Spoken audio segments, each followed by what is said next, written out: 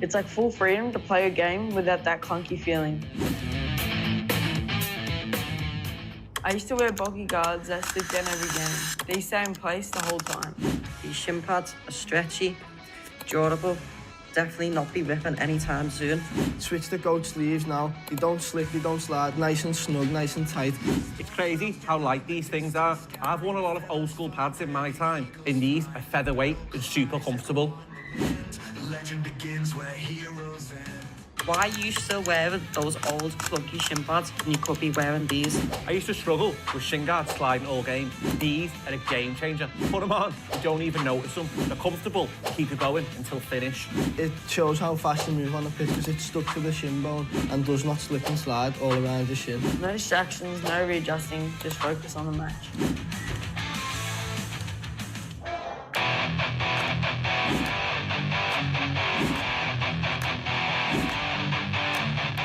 What I like about these is you can wear them all day. Training, recovery, travel, they never lose shape.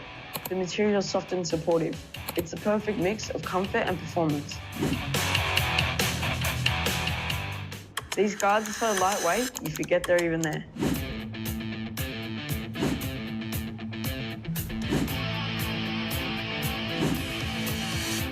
These guards are so lightweight, you forget they're even there, but they still give solid protection. It's like full freedom to play a game without that clunky feeling. Training, recovery, travel, they never lose shape.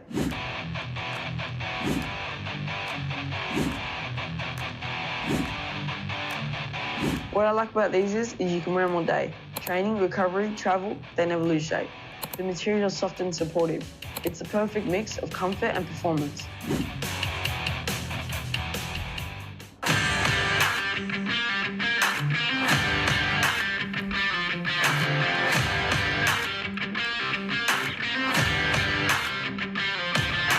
First thing I notice is that these guards don't move. Once they're in place, they stay there. I can tackle, sprint, or slide without adjusting them. You feel secure and locked in.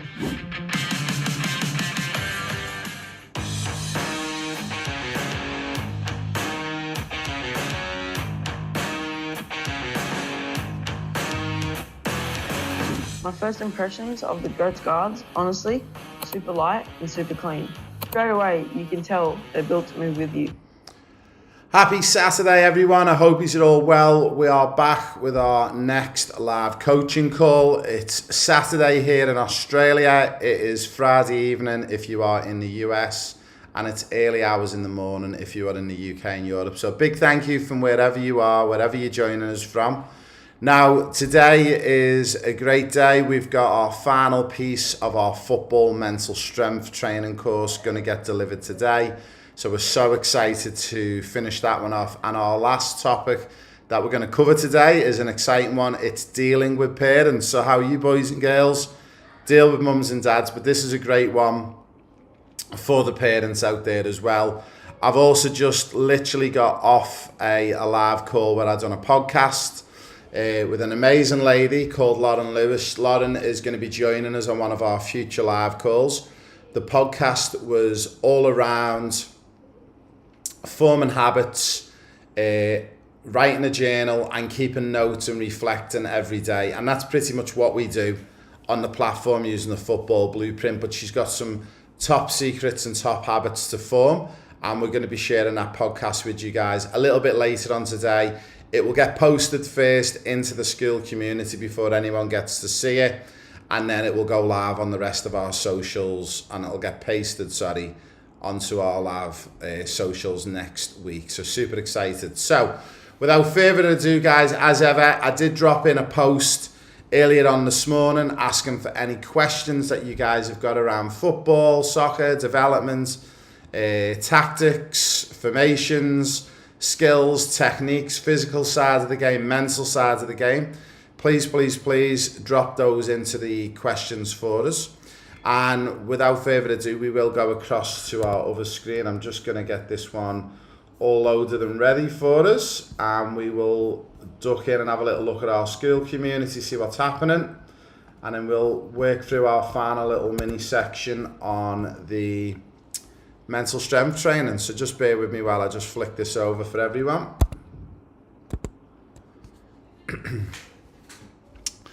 Here we go. So, yeah, as ever, a big thank you to everyone who's putting all of their juggling challenges, daily wellness checks in, daily planners.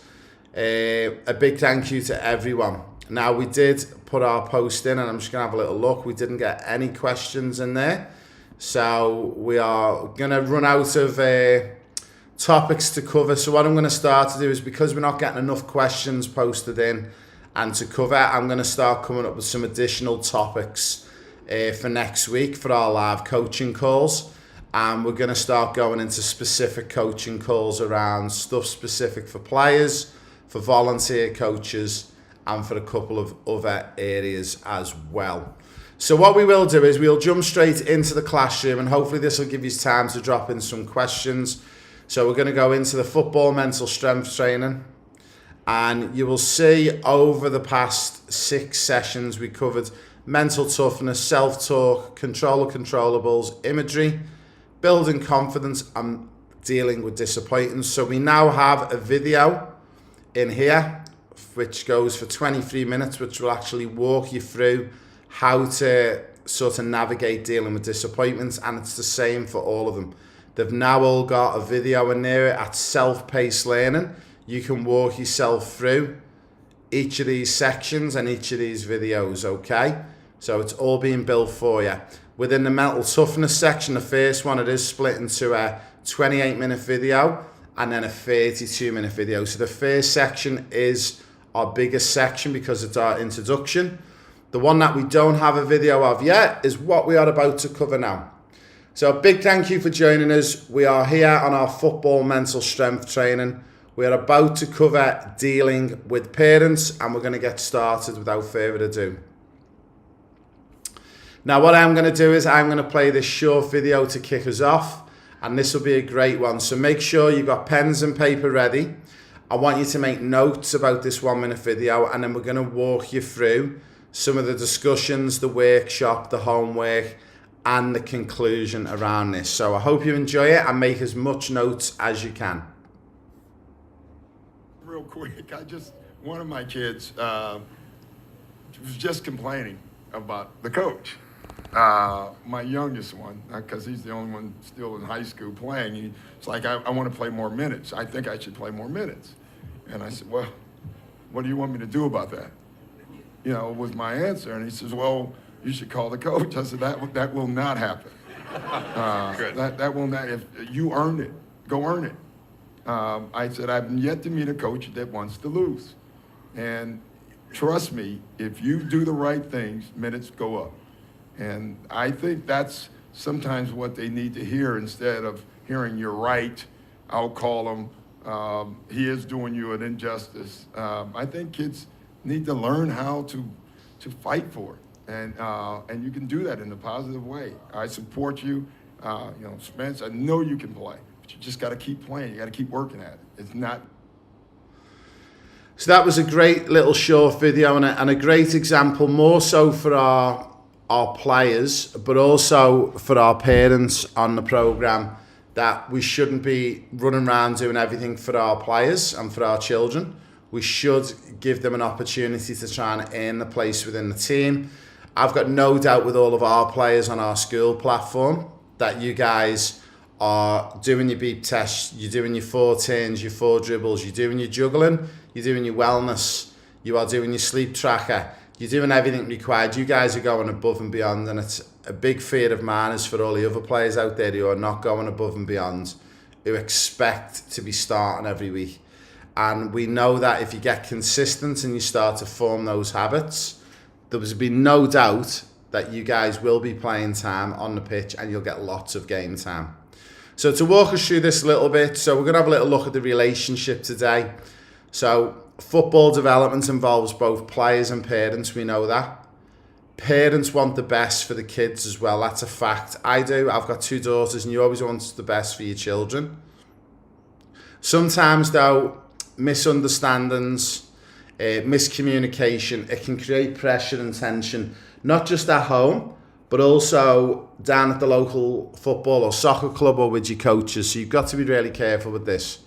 Players also often feel pressure with expectations, and parents struggle to find the balance between being over involved and supporting, okay? So we're going to have a little look at some of the key elements of positive parent-player dynamics. So one of the big ones is open communication, and players and parents should talk about goals, emotions, expectations on our platform. How do we do that? Well, as a player, you can show mum and dad what you're currently working on your football blueprint. You can show them your sleep tracker. You can show them your wellness chart. You can show them your juggling challenge. You can show them your 4 turns, your 4 dribbles. You can show them your match objectives. And what we really encourage is for players and parents, mums and dads, grandparents, we encourage you guys to sit down and talk about those moments. Not what the referee did or didn't do in the game, what the coach did or didn't do. Actually have open communication about what you're working towards. And it's like when we speak about processes versus outcomes. If you focus more on processes and what you're currently working on to get better, the outcomes are going to arrive, and you don't need to get caught up emotionally because maybe you're not getting as many minutes on the pitch that you think you should be getting, or maybe you're not getting played in the position you think you should be in. Empathy is another big one. I think both players and parents need to understand each other's perspectives, and we need to actually have a little look at what's really more important. And from a parent point of view, when we provide support to our sons and daughters in a sport, what is it we should be supporting them on? And what we should be supporting them on is giving them rewards for following the processes, giving them rewards for filling out the blueprint, giving them rewards for recognising when they haven't had much sleep and they only had 4 hours sleep on a Friday night and have woke up Saturday morning and reviewed it. And now they're starting to work it out for themselves that actually it's probably not a good idea to stay up having a sleepover with friends and talking till 4 in the morning. And one of the things I've learned as a parent, you've got to let the boys and girls and the players of this world, you've got to let them work it out for themselves. And once they work it out for themselves, they're going to take ownership with it. Support over pressure. Parents should focus and encourage, okay? Not just focusing on results. Task. I'm going to give you the task, okay? So if you're watching this on the recording, once I finish talking, you can pause this section and you can spend 15 to 30 minutes on this particular task, okay? Now for this one to work, it's really good if you work this with a parent, a grandparent, maybe an auntie or an uncle or a guardian, whoever you live with. This is a great one to do. If you're watching this on the live, I'm really interested for you to put some input on the comments as well. So players, I want you to write down what you feel helps you perform better when it comes to support from your parents. What's helpful, but also what feels like pressure, okay? And also include, is it a good pressure or is it feel like a negative pressure sometimes? So if you're going to pause this recording, we want you to write this in the community as well for us. So do a post, call it Dealing with Parents, and write down your answers. Now, for the mums and dads, hopefully you're watching this, I want you to write down what you believe is the most important for your child's development. How can you better provide support that motivates rather than pressures them? So I'm going to leave that one with you. Now, for everyone who's on the live, you can pretend to be a parent maybe, or you could be a player, and I want you to write down one of those answers for me and give me a little bit of an explainer. And again, if you're watching this on the recording, the best thing you can do is pause it, leave this slide on your screen and work through it with a mum or dad or a guardian. And it's going to be really helpful and it's going to be really, really useful for you. Okay, next section, our interactive section. And we're going to move on to this one very quickly now. So a little bit of a group discussion, and again, this could be for players and parents, but if you don't have mum or dad with you at the moment and you're with maybe a couple of teammates, you could give each other's roles and responsibilities. One could be dad, one could be the player, okay? One could be mum, one could be the daughter or the player.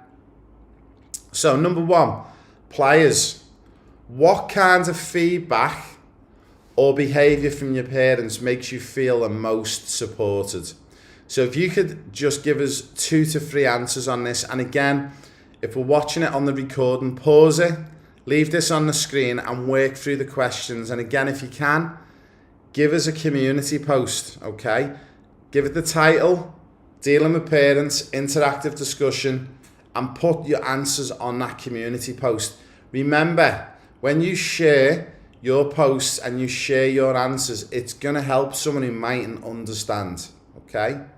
Parents, what are your challenges you face when you're trying to support your child in football or soccer?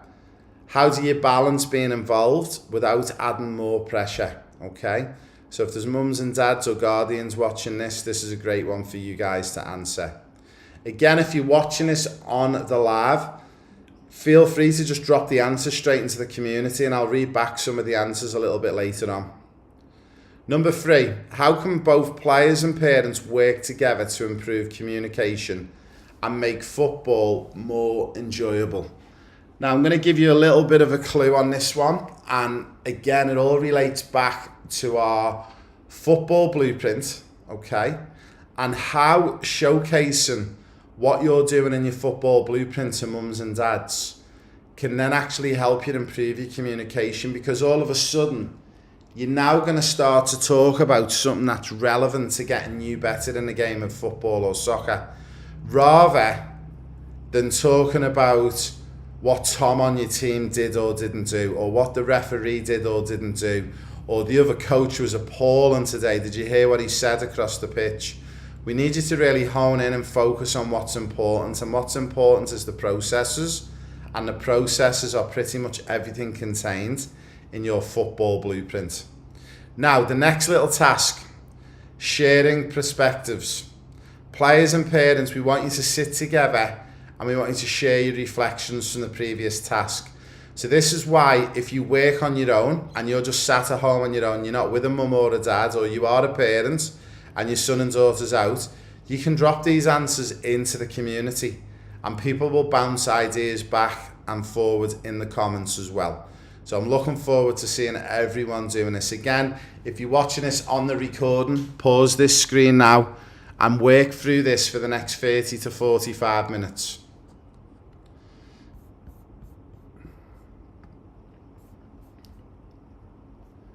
Now, before we go on to our next slide, which is the workshop, I am just going to go through, we've had a lot of amazing little answers just dropping in.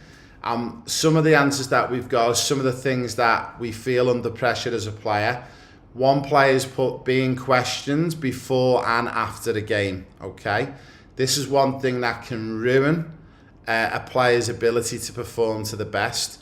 If you are a mum and dad and you are talking to your son and daughter before a game, my advice would be more talk to them before the game about what the processes they're going to try and follow in the game today, and give them a little bit of a reminder, and then maybe even a visual reminder to get them to close their eyes and visualize them doing their objectives and the tasks that they're going to follow on the game.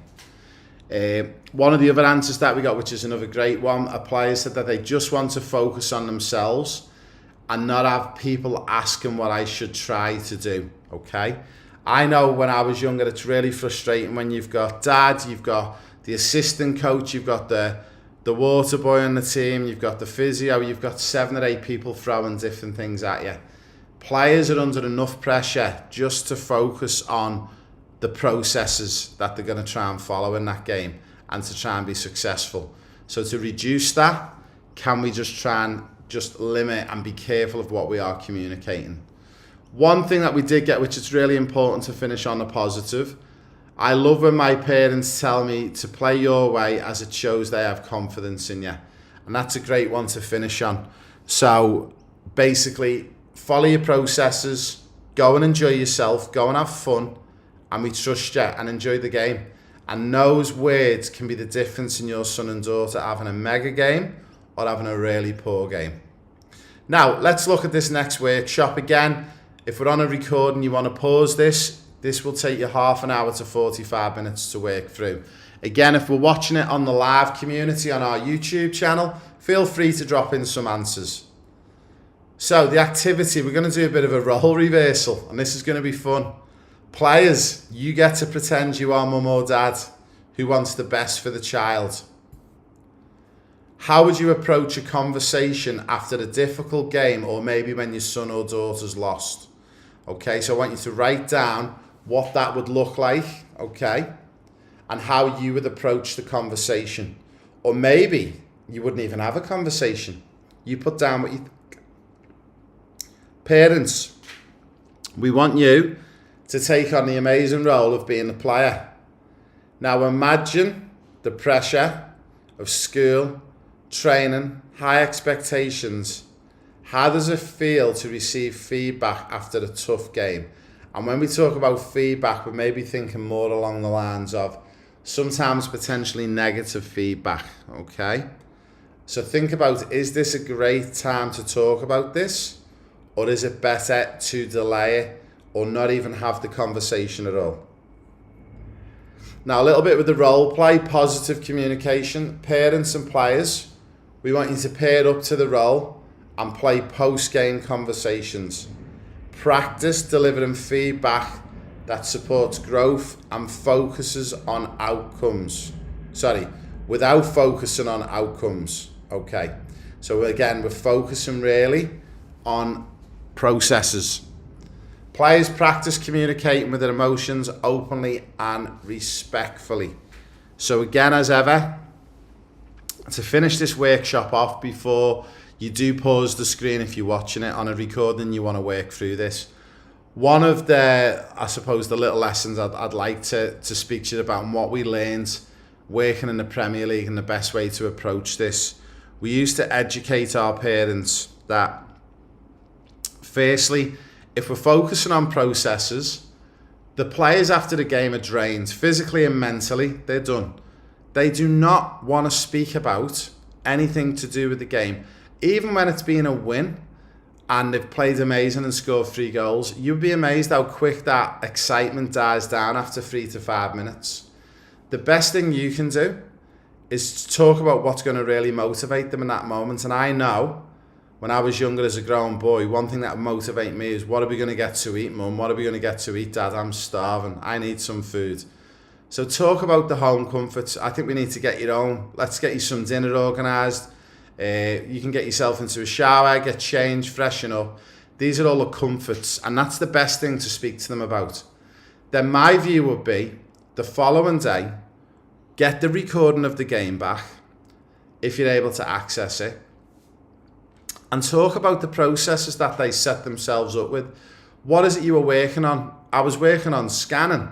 Okay, let's start recording your scanning results and talk about success and failure around the processes and nothing else. And what you will find is your son and daughter will flourish in the game of football or soccer. So next one is our homework slide. And this is one of my favourite pieces. So what we're looking for is post-game reflection, and this is for the players. After your next game or training session, we want you to write a short reflection on how you felt during the game or the training, and how you would like to talk about it with your parents, and when you would like to talk about it, straight after or the following day. Focus on how you can communicate your needs positively as well, okay? Now again, if you're watching this on the recording, we want you to pause this, spend 10 to 15 minutes writing this down. And again, please share these answers in the community. Post them, okay? Title it, Dealing with Parents, Homework, and what your task is, post-game reflection. And put in some examples of your post-game reflections. Now for the parents, the mums and dads, okay?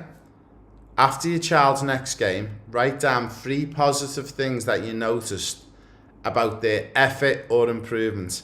And a tip with this one, if you're super critical of your son or daughter and you can't think of at least one thing, okay, I'll give you 2 bits of advice. Maybe you shouldn't be going to the games, or don't give any advice at all, okay? But I'm pretty sure if you really dig deep okay, you will find 1 to 3 positive things that you noticed. Then I want you to write them down, one area where you'd like to offer gentle guidance. The goal is to frame the conversation around growth and not criticism, okay? And the best way, again, to attack that is following processes over outcomes. And if you're not sure as a mum and dad what processes your son and daughter's following on this programme and in their game of football or soccer, then ask them to show you the football blueprint. Now, for some of you, what you will discover is that maybe your son and daughter's not even completing the football blueprint properly or not even completed it at all. And rather than this being a negative and you getting angry and going, why aren't you doing it? It's actually a great moment. It's a starting point to show, well, I've actually paid a bit of time and attention and I've actually realised that they haven't done it yet. So even though we're not happy about this, we want to get started. And again, if you need any help on the football blueprint, on how to get that started, if you go to Classroom and the how-to guide, there is a video which is about 14 minutes in duration. We'll walk you through. And as ever, if you're still struggling, drop a question in the community and I guarantee one of my amazing players will get there to answer it before I even get there. And they know this system inside out.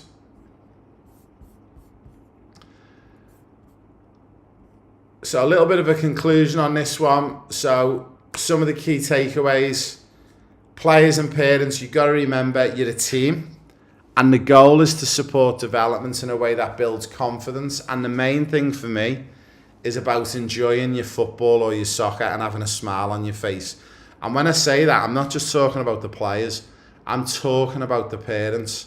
The amount of times I go to games and you see mums and dads face pulling on the sidelines and scratching their heads and throwing their heads back, and just actually enjoy it, guys, because what you're going to find is before you know it, your son and daughter's going to be growing up into an adult and you're going to miss those opportunities when you probably should have been focusing on the enjoyment. And if you need help on how to enjoy it, don't look as a parent for outcomes about scoring goals or winning matches. Focus on your son and daughter's processes and you'll actually enjoy the game so much more. And one of the key bits of the main takeaway I could give you, if your son and daughter's working on short distribution, world-class pass, scanning, making space or finding and creating space, maybe you could do a live score chart of their successes on the pitch. So if they're focused on passing, you can make a note every time they make a successful pass. Give it a big tick and have a big smile on your face when you see it. When your son and daughter doesn't make a pass and they don't complete it to a teammate and it gets intercepted or they make a mistake, give them a cross and then don't have any emotion towards it. Only put your emotions into the successes and the processes. And then at the end of that half or at the end of that game, you can keep that stored and you can share that with your son and daughter the following day and say, do you know what? Yesterday, that was a really tough game. You played against top of the league. You lost 3-0, but out of 22 passes, you managed to get 14 passes completed. Well done. And what you're going to do is you're going to enforce processes to your son and daughter. They're going to enjoy it much more, and then you're going to enjoy watching them much more.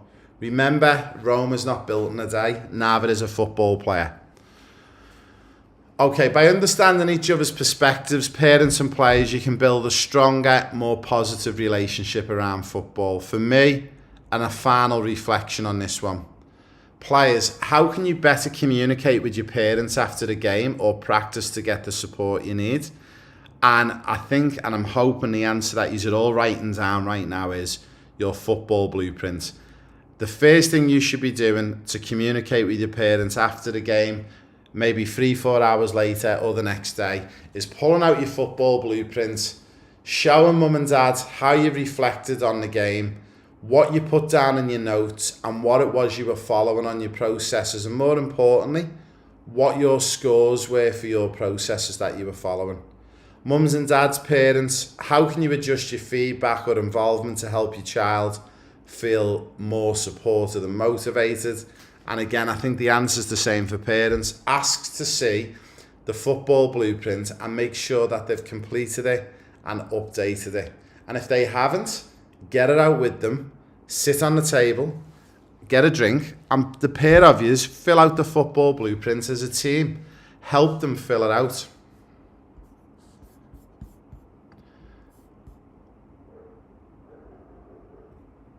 Okay, so to finish off, we have got this video to finish off, and I'm super excited to show you this one. This is a short video, goes for around about 6 minutes, and I'm going to hit play, and I want you to watch this.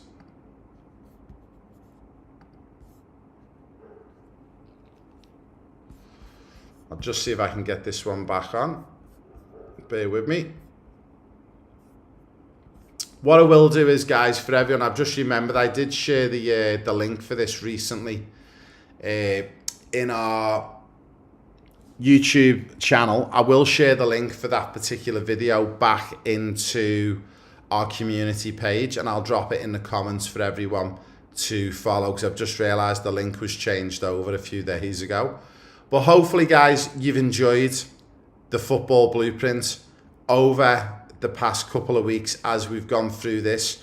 We did originally, when we first put in the football blueprint for everyone, and we built it back in July 2024, we did put in the slides, and we realized that not everyone wants to go through the slides themselves, and they want to feel more like they're working through it with them.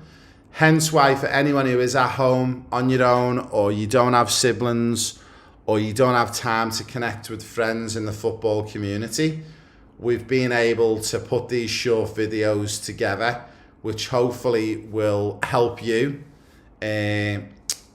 go through it in a different way, in a different style. So you don't need to feel like you need to have gone through this football mental strength training on your own.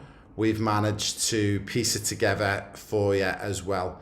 So I hope you enjoyed the football mental strength training, and we look forward to bringing you more courses in the future. And again, as ever, if you've got any questions or anything to do with the football blueprint, all that we ask is, guys, and in regards to the football mental strength training, is reach out to us via the school community, drop us a message, and we'd love to help you out. And we hope now you are feeling a little bit more mentally strong. But one of the big things I want to finish off with, and it is a little bit of a small analogy, but as ever, don't let anyone tell you that anything is impossible, okay? I learned to split this word up in my vocabulary to impossible. So whenever anyone tells you it's impossible, remember to split that word into 2 words, and split it into am and impossible, okay? And always do this, and you'll always have a different outlook on everything. Someone once said it's impossible to win a gold medal in the Olympics in the 5,000 meters, the 10,000 meters, and the marathon. And no one will ever complete this challenge by winning all 3 in the same Olympics, okay? And the video that I'm going to share with you is a guy who is probably one of the most inspirational stories ever. And to understand the feat of being able to win the 5,000 meter, the 10,000 meter, and a marathon all in one Olympics, anyone who does a little bit of running will understand.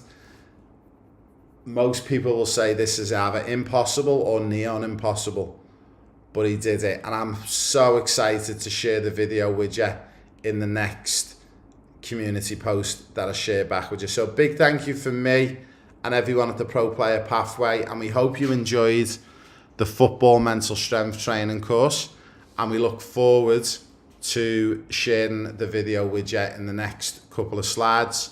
And we look forward to being with you on one of our up and coming courses. A big thank you to everyone who's watching this on our live. What we are going to do is we are going to just drop out for a very, very quick break, and we will be back in a couple of minutes. And when we get back, I'm going to have a little look to see if we've got any questions in to finish off with our live call, and I will get this video arranged for you to watch through as well. It's an amazing video to watch, and we'll play that one back through as well. So bear with me, guys. Go and get yourselves a quick drink, toilet break, get a pen and paper, and we've got the last 25 minutes coming up after this short ad break. You don't bunch up, you don't get sweaty. Simple as that. One of the things I noticed about my Goats grip socks is the grip runs across the whole panel, so there's no bunching or sliding in your boots. These grip pads will help you not slip when you're going in for a tackle. My old socks will get sweaty halfway through the game. Not with Goats grips, they stay cool and dry from start to finish.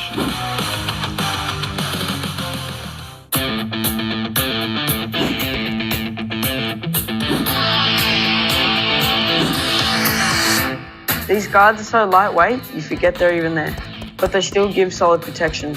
It's like full freedom to play your game without that clunky feeling. I used to wear bulky guards that slip down every game. These stay in place the whole time. These shin pads are stretchy, durable, definitely not be ripping anytime soon. Switch the Goat sleeves now. They don't slip, they don't slide. Nice and snug, nice and tight.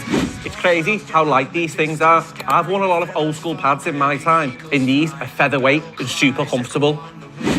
Legend begins where heroes end.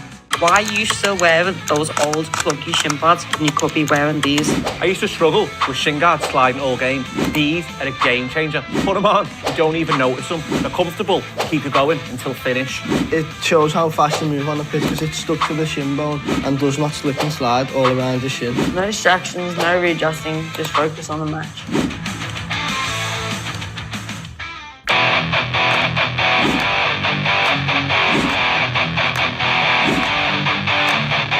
What I like about these is you can wear them all day. Training, recovery, travel, they never lose shape. The material is soft and supportive.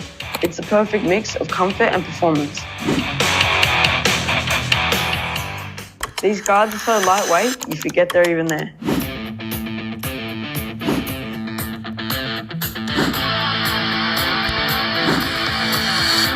These guards are so lightweight, you forget they're even there, but they still give solid protection. It's like full freedom to play your game without that clunky feeling. Hello everyone, welcome back. Big thank you for hanging around. So we are going to go back in. I did manage to get that video working, so we will play this short video, and it's a great inspirational video. So for anyone who's aspiring to try and play in the Premier League, win a Premier League or win a World Cup, this is basically like winning 3 World Cups in one. I'm going to play this short video for you, so we'll jump back across and we'll have a little look for everyone.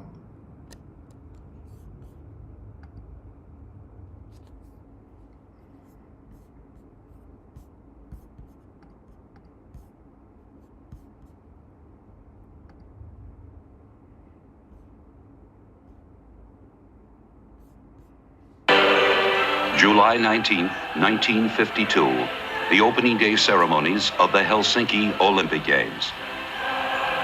6,000 athletes from 67 countries will compete. One of the athletes is Emil Zatopek of Czechoslovakia. Also marching with the team is Zatopek's wife Dana, the women's javelin champion of Czechoslovakia. This will be Emil Zatopek's second Olympic Games. 4 years before in London, he won the gold medal in the 10,000 meters. A few days later, he had to settle for the silver medal in the 5,000 meters when he started his finishing sprint too late and just missed beating Gaston Raith of Belgium to the finish line. Now here in Helsinki at age 29, he is again entered in the 10,000 and 5,000 meters. In January 52, I promised to win 2 gold medals in Olympic Games, thinking I can run 3 events. If I miss 1 medal, I can gain another medal in next competition, but I was not in the best condition. In the early stages of the race, Emil Zatopek remains back in the pack. The lead changes hands several times, with the pre-race favorites staying off the pace.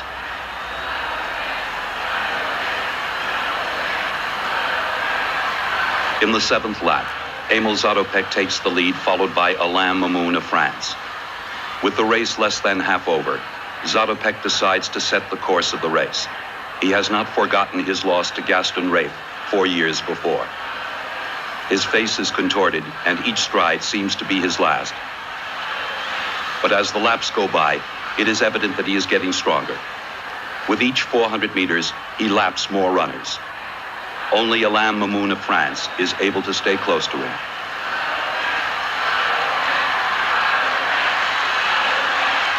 But then Zatopek starts to sprint. With 1 lap to go, Zatopek is all alone.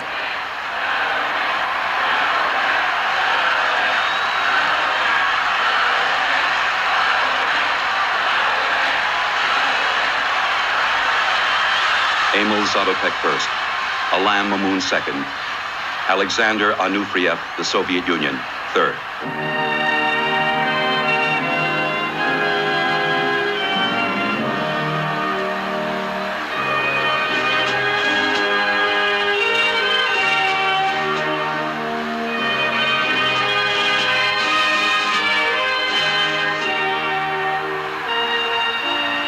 I got gold medal.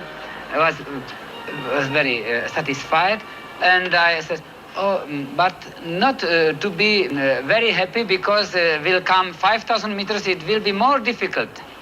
My adversaries were more fast, and it was not so easy to find tactic how to win. There are 5 favorites in the 5,000-meter run. Herbert Schade, Germany, Alain Mamoun, France, Emil Zatopek, Czechoslovakia, Chris Chataway, Great Britain, and defending Olympic champion Gaston Raiff of Belgium. With 5 laps to go, Herbert Schade leads, followed by Gaston Raiff. Zatopek is in 3rd place. They are all wary of each other. Schade slows down the pace. Zatopek decides to take over the lead. With 3 laps to go, Gordon Peary of Great Britain takes over 1st place, followed by Raiff. Schade is 3rd, Zatopek 4th, Chataway 5th, and Mamoun 6th. With 3/4 of a lap to go, Zatopek again moves into 1st place. Chataway is 2nd. But now Schade in 3rd, sprints past Chataway and Zatopek. Chataway starts.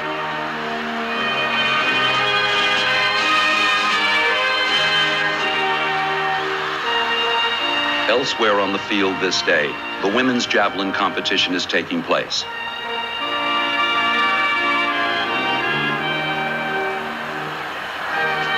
On her first throw, Donna Zatopek breaks the Olympic record. It holds up throughout the whole of the competition. Within a few hours of each other, Donna and Emil Zatopek have won gold medals and have set new Olympic records. It was a wonderful day. It was 24th July, this 1952, and I remember always it was a great happiness for us. It is July 26th, the final day of the track and field competition, the marathon run. The favorite in the race, Jim Peters of Great Britain. Emil Zatopek is also entered. He has never run the marathon before. I look at the newspaper, who is very good, experienced as a runner, marathon runner, to follow him. And in newspaper it was very, very easy. Every newspaper wrote about Jim Peters from England, and I followed him. The 66 starters begin the marathon run. Jim Peters, the pre-race favorite, leads the other runners out of the stadium. At 5 kilometers, Peters is setting a blistering pace. Nevertheless, Zatopek stays within striking distance of Peters. He is certain that Peters is the best, and he will let him dictate the course of the race. Really, Jim Peters, that time, he was like idol for marathon runners. I was shocked because it was too fast for me. And after 10 miles, I felt tired. 20 kilometers, it was difficult for me to run. We are crazy. At 25 kilometers, Jim Peters is exhausted. He is passed by Gustaf Jansson of Sweden and Emil Zatopek. For the next 5 kilometers, Zatopek and Jansson run side by side. At 30 kilometers, Zatopek finally passes Janssen. For the next 10 kilometers, he continues to increase his lead.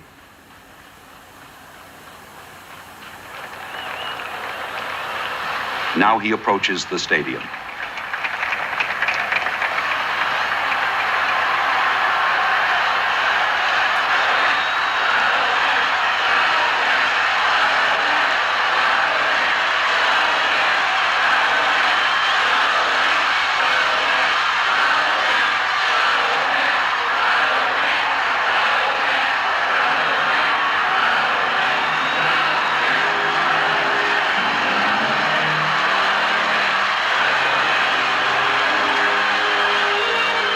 Emil Zatopek wins his third gold medal at the Helsinki Olympic Games.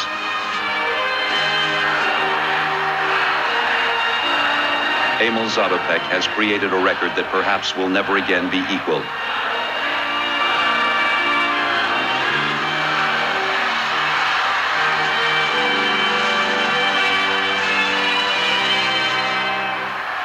Emil Zatopek, the only man in history to win gold medals in the classic long-distance events in one Olympiad, the 5,000 meters, 10,000 meters, and marathon run.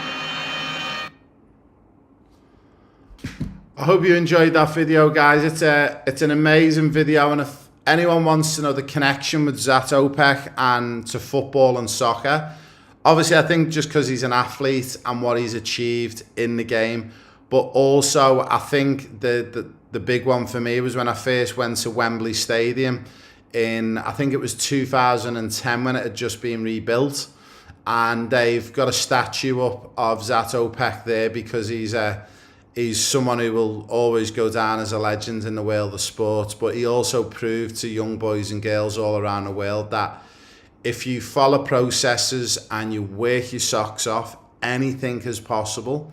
Do not let anybody tell you any different in that one. I'm just going to come back into our live screen. We're very quickly, we're just going to go to a very quick 1 minute break. When we get back, we're going to have a little look at some of the questions that we've got in there, and we'll be back with you after this short break. Don't bunch up, you don't get sweaty. Simple as that. One of the things I noticed about my Goats grip socks is the grip runs across the whole panel, so there's no bunching or sliding in your boots. These grip pads will help you not slip when you're going in for a tackle. My old socks will get sweaty halfway through the game. Not with Goat grips, they stay cool and dry from start to finish.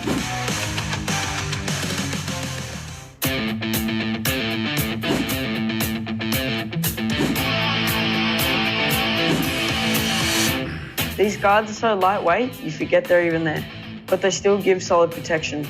It's like full freedom to play a game without that clunky feeling. I used to wear bulky guards that slip down every game. They stay in place the whole time. These shin pads are stretchy, durable, definitely not be ripping anytime soon. Switch the Goat sleeves now. They don't slip, they don't slide. Nice and snug, nice and tight. It's crazy how light these things are. I've worn a lot of old school pads in my time. In these, are featherweight and super comfortable. Legend begins where heroes end. Why are you still wearing those old clunky shin pads when you could be wearing these? I used to struggle with shin guards sliding all game. These are a game changer. Put them on, you don't even notice them. They're comfortable, keep you going until finish. It shows how fast you move on the pitch because it's stuck to the shin bone and does